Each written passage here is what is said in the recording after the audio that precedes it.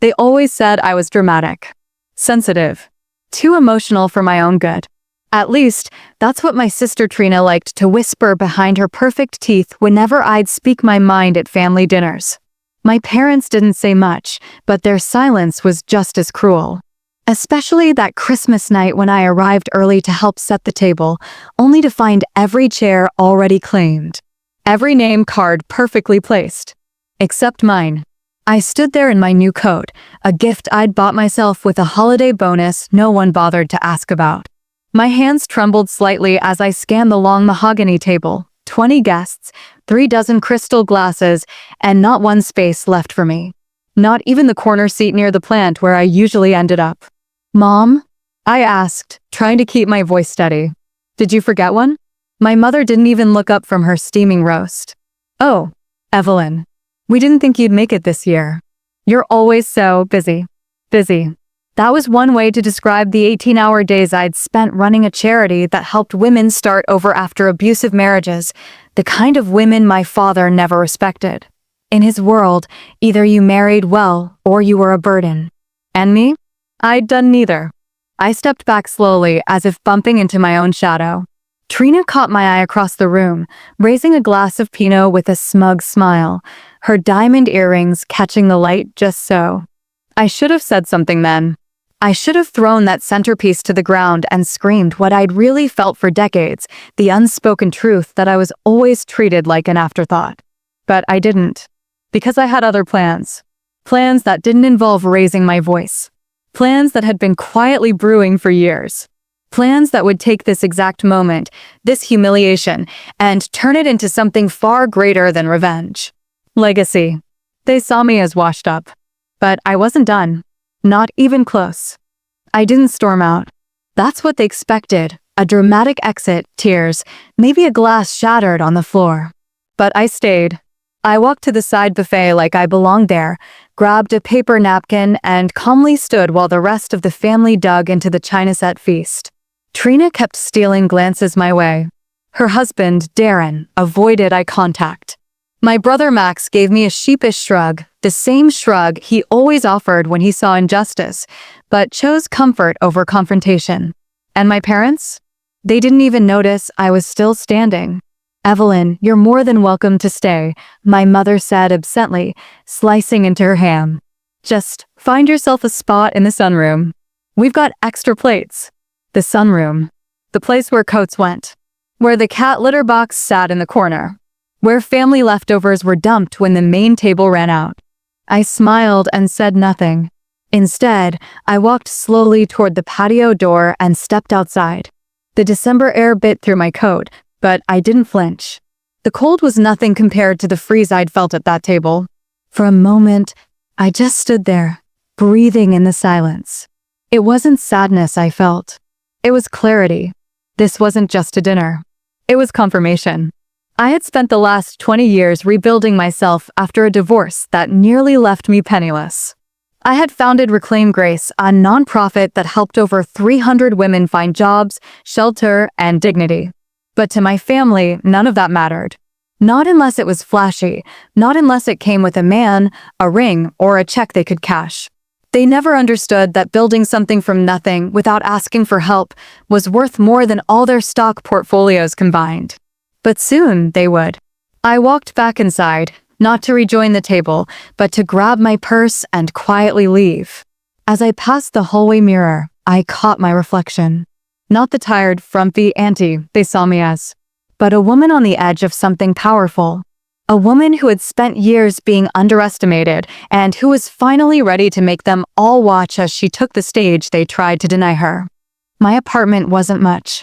A quiet one-bedroom above an old bookstore in town, walls lined with framed quotes from women the world had once silenced: Maya Angelou, Eleanor Roosevelt, Sojourner Truth. It smelled like cinnamon, ink, and independence. Unlike my childhood home, no one talked over me here. No one mocked my tears. Here, I existed in full color. I dropped my purse on the worn armchair and sat at my desk, opening the folder I'd been building quietly for months, the plan that would change everything. A new division under Reclaim Grace. One designed not just to shelter women, but to train them, connect them, elevate them into positions of real influence. I'd secured a grant proposal through a women's investment fund in DC, and the presentation was just a week away. If I landed this, it wouldn't just change lives, it would change my name in their world. From forgotten sister to foundation builder. But it wasn't just about the funding. It was about legacy. My family never asked about my work, never donated, never showed up at any of the galas or shelters I organized.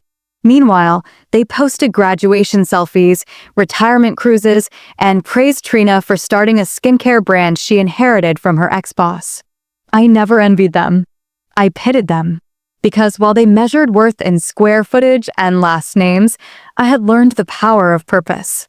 I had seen eyes light up when a woman got her first paycheck after leaving a controlling husband. I had heard stories of survival no holiday table would ever dare to hold space for. That night, I stayed up until 2 a.m., adding final slides to my deck. I included data, testimonials, photos. But most importantly, I added a section I hadn't dared before, my story. The time I lived in my car after the divorce. The morning I walked into a church pantry with $18 in my bank account. The moment I chose to fight not just for me, but for women like me. They wanted to pretend I didn't exist? Fine. But soon, they'd see me everywhere. On websites. In interviews. At events they couldn't afford to ignore. Because this time, I wasn't just coming back to the table. I was building my own. And no one could uninvite me from it. 3 days after Christmas, a thick white envelope landed in my mailbox. The return address was from Holland and Price LLP, my father's law firm. At first, I assumed it was a tax document or some end-of-year family paperwork. But when I tore it open, my hands went still. It was an invitation to Trina's Legacy Awards Gala. My sister had decided to host a fundraising event celebrating female entrepreneurs making a difference. And somehow, in a twist laced with irony, my name was included on the honoree list. I laughed. Not a light chuckle, but a full-bodied, bitter laugh that echoed through my apartment. Was this a joke?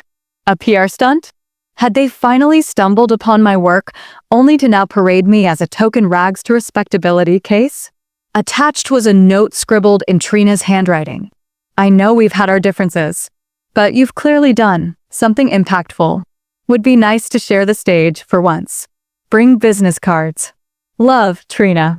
That last line stung like salt in a wound. This wasn't reconciliation. This was rebranding, her using my rise to clean up her image. Still, I RSVP'd yes. Not because I craved her approval, but because I knew what I had planned would shake every table they thought they controlled. Over the next few days, I quietly contacted a few of the women who had risen through Reclaim Grace. Survivors turned speakers. Once homeless women now running their own bakeries, salons, and online consultancies. I arranged for them to attend as guests, funded by a small donation from a silent backer who believed in our mission. They weren't just coming to clap. They were coming to witness. And if Trina wanted the spotlight, she was about to learn what happens when someone else walks in carrying the sun. The night before the gala, I stood in front of my closet. My fingers hovered over the practical navy suit I'd worn to most public events. But then I saw it tucked in the corner, covered in plastic. The crimson wrap dress. The one I'd bought 5 years ago, but never had the confidence to wear. Too bold, too bright. Too much. I pulled it out and smiled. Tomorrow, I'd be too much for the right reasons. The venue shimmered like something out of a magazine, floor-to-ceiling glass, golden lighting, strings of violin music weaving through the air. I arrived 10 minutes early, not to impress, but to observe. To let the walls feel my presence before anyone else did. Heads turned when I walked in. Not because I was loud or dramatic, but because I was unexpected. My crimson dress flowed behind me like power incarnate. My hair was swept up, exposing every line time had etched on my face, each one earned, none hidden. Trina's assistant recognized me instantly and rushed over, heels clacking nervously against the marble. "Oh, Miss Shaw, we didn't expect you so early." I smiled. That tends to be the pattern. Inside, the tables were adorned with name cards, floral centerpieces, and programs that listed Trina's accomplishments like scripture. Her name was everywhere, banners, brochures. press releases. My name? Tucked discreetly on page 4. I didn't mind. Because my impact wasn't ink on a program. It was the dozen women walking in behind me. They came in pairs, laughing, embracing, carrying themselves like royalty, because someone had reminded them they were worthy of being seen. Trina spotted us as she made her entrance, arm in arm with her husband, a venture capitalist with teeth too white and a handshake too firm. Her eyes widened when she saw my group. For a moment, I saw it, the flicker of discomfort behind her practiced smile. Evelyn, she said, air kissing both sides of my cheek like we'd grown up in Monaco, not Michigan. You look bold. Thank you, I replied. You look rehearsed. Before she could respond, the photographer called for a group photo of the honorees. As we gathered, I made sure to position myself in the center, not to outshine, but to balance. To show the camera what resilience looked like between designer gowns and champagne toasts. The speeches began. One by one, influencers and executives droned on about empowering women and overcoming obstacles, all while ignoring the janitors, servers, and single mothers folding napkins in the kitchen. And then it was my turn. As I walked to the stage, I didn't carry a speech. I carried a truth. My name is Evelyn Shaw, I began, the room softening into silence. And I am not here because my family believed in me. I am here because I chose to rise when they turned their backs. I am here because women who had nothing reached for each other and built something. Eyes widened. Trina shifted in her seat. I run an organization that doesn't just teach survival. We teach leadership. And these women here tonight. I gestured to my guests. They are the proof. They are not here to clap for me. They are here to claim space. And they are just getting started.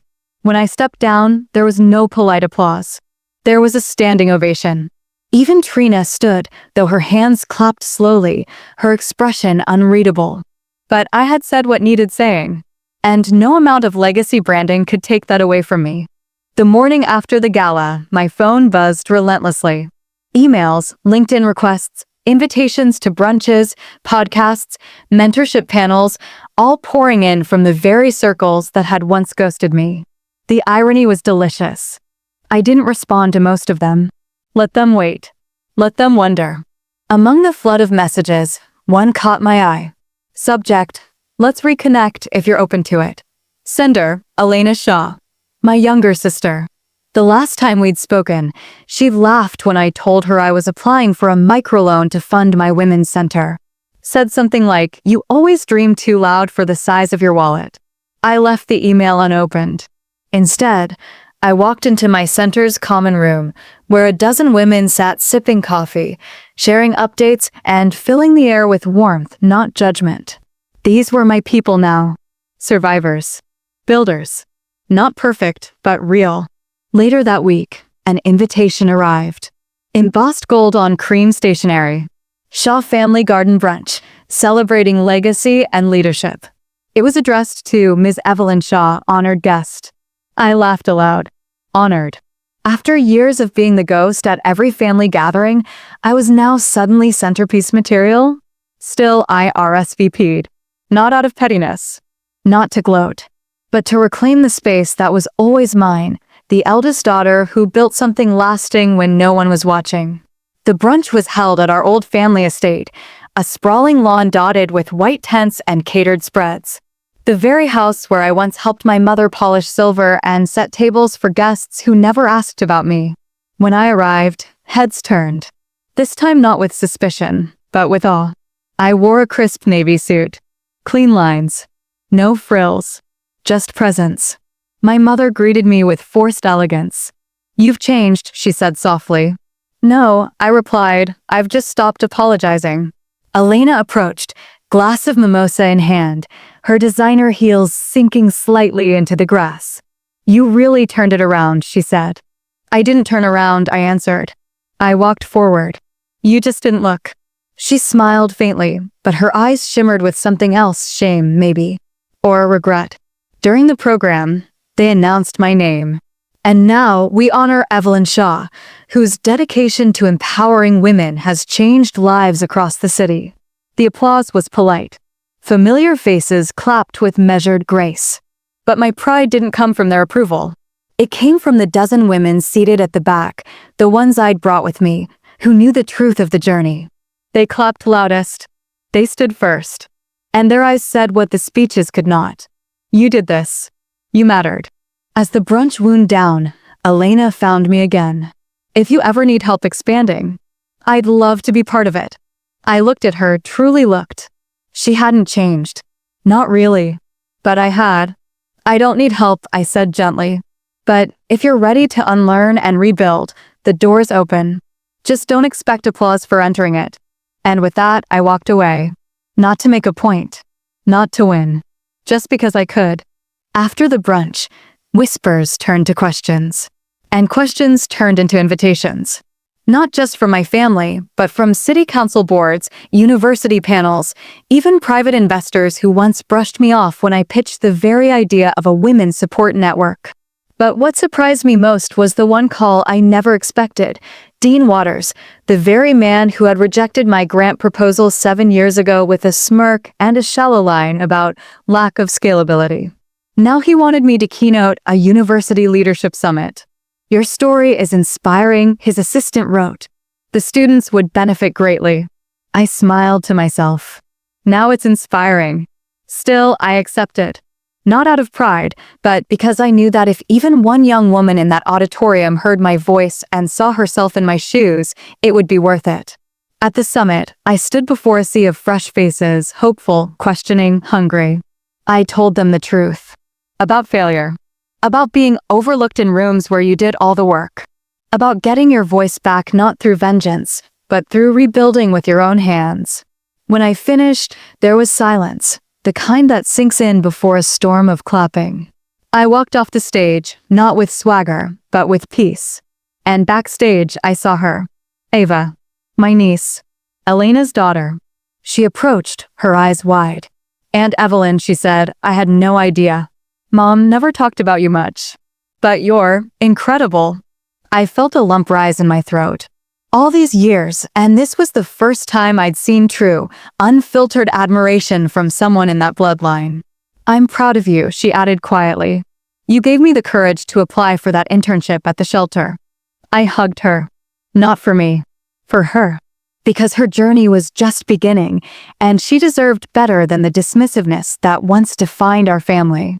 Later that night, as I sat in my modest apartment, a fresh cup of tea steaming beside me, I thought back to the girl I used to be. The one who stood in the kitchen of the Shaw estate, polishing forks, hoping someone would see her. She was gone. Not buried. Not forgotten. But evolved. The world hadn't handed me a stage. I had built my own, plank by plank, story by story, woman by woman. And now, they were listening. Not just because I'd succeeded, but because I had endured. Trina called on a Wednesday. Mom and Dad are hosting a family dinner this Sunday. They asked if you'd like to come. Her tone was polite, almost rehearsed. Not warm, but not cold either. It reminded me of someone extending a peace offering they didn't quite believe in. Still, I accepted. Not because I missed the awkward silences or the underhanded compliments, but because I knew this wasn't just a dinner. This was the reckoning. I arrived in a navy blue dress, elegant, simple, and unassuming, the kind that didn't shout, but didn't beg to be ignored either. The house was decorated just as I remembered. Gold-rimmed mirrors, crystal bowls, and portraits of achievements that always seemed to exclude me. Everyone was already seated. Elena, Darren, Max, his new girlfriend, Mom and Dad at either end of the table, the monarchs of their carefully curated kingdom. But this time, the energy was different. Evelyn, Dad said, standing halfway. Good to see you. Same here, I replied, smiling with just enough grace to sting.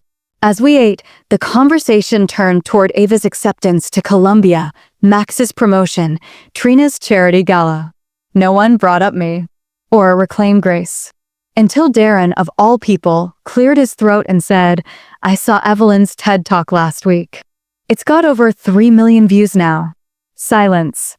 Then Elena added, it's been circulating at my firm too. A few senior partners even quoted it during our diversity meeting. That silence grew thicker. I didn't need their applause. But what came next startled even me. My mother leaned forward, her voice unusually soft. Evelyn, your work, it's touched lives. We may not have said it before, but we're proud. I blinked. This woman, the one who once told me I'd wasted my potential, was now acknowledging the mountain I had climbed. Not from the summit, but from the valley where they'd left me. It wasn't an apology, but it was something. Later that evening, as the plates were cleared and coats were gathered, Dad pulled me aside. I heard the city wants to name a shelter after you. I nodded. They're considering it. The Evelyn Shaw Center for Renewal. He looked at me for a long moment. That's a legacy. One worth remembering. I left with no photos, no family group hug. But I left taller. Because for the first time, I wasn't trying to earn my place at that table. I had my own. And it came with a door I built myself. Weeks later, I received an email that made my hands tremble slightly as I read it. It was from the mayor's office. Ms. Shaw, we would be honored if you would accept the City of Fairbridge Humanitarian Impact Award at this year's Civic Leaders Gala. Your contributions have reshaped how our city treats its most vulnerable. At first, I thought it was spam. Then I read it again, the seal, the signature, the formal tone. It was real. I closed my laptop slowly and let out a breath I hadn't realized I was holding. Not because I needed the praise, but because for the first time in my life, my values were being honored in public. Not my obedience. Not my silence. Not my polished appearance at someone else's table. But my voice. The gala was everything you'd imagine: velvet, cameras, politicians in tailored suits, high society laughing over champagne. I wore a dress that had hung in my closet for 3 years, sleek black silk, fitted perfectly. The one I used to think was too much. It wasn't anymore. I stood on that stage beneath soft golden lights, the microphone catching my breath. As the mayor listed my achievements, the audience clapped. But it wasn't until he said, "She turned her rejection into a revolution," that I felt the room truly see me. I stepped forward and began. When I started Reclaim Grace, I didn't do it for recognition. I did it because I knew what it felt like to be forgotten. To be the extra seat no one saved. The daughter they talked around. The sister they pitied. The woman who was always almost enough. A hush fell over the crowd. But I learned something in that silence. That power doesn't come from being chosen. It comes from choosing yourself. Tears gathered in eyes across the ballroom. I was never a failure. I was simply planted in the wrong soil. Now that I've bloomed, I grow for others. The applause was thunderous. And in the crowd, I saw Ava. She stood and clapped with fire in her eyes. Behind her, my mother, hands together, her eyes red. And beside her, Dad nodded once. Not out of obligation, but out of understanding. I had taken every wound and turned it into fuel. And now, the entire city stood to witness the woman they once overlooked, now commanding the stage they said she could never reach. The morning after the gala, I woke up to silence. Not the kind that aches, but the kind that wraps around you gently like peace. Sunlight poured through my bedroom window, touching the framed photos on my dresser. Not of graduations or weddings, but of the women I had helped, their smiling faces, their handwritten thank you notes. My phone buzzed. A text from Ava. "Mom, you were incredible. I've never been more proud. Can we talk today?" I smiled. Later that afternoon, she came over with coffee and hesitant eyes. We sat on the back porch, just like we used to before the distance, before the pressure to be someone I wasn't. I didn't know, she whispered, tears in her voice. I didn't realize how much you'd done, how much you carried alone. It's okay, I said gently. You weren't meant to carry it. But now you know. She reached for my hand. I want to be part of it. Reclaim Grace. I want to help. If you'll let me. In that moment, I didn't feel like a washed-up mother or a forgotten daughter. I felt like a woman who had built a legacy strong enough to carry others, even those who once walked away. A week later, I got another letter. This one from the National Board of Social Impact Programs. They were offering a grant and a national spotlight feature for organizations transforming lives. Evelyn Shaw, your story has inspired thousands. We'd like to feature your journey in our upcoming documentary series. Would you be willing to share your voice? I laughed, a little disbelieving. Not long ago, I couldn't even get a seat at my family's table. Now, the world wanted to hear my story. I said yes, because it wasn't just my story anymore. It was for every woman who'd been told she was too old, too late, too soft, too much. I stood in front of the mirror that night, just before bed. I saw the lines, the silver at my temples, the softness in my eyes. And I said, out loud, to no one but myself, "You didn't just survive, Evelyn. You rose."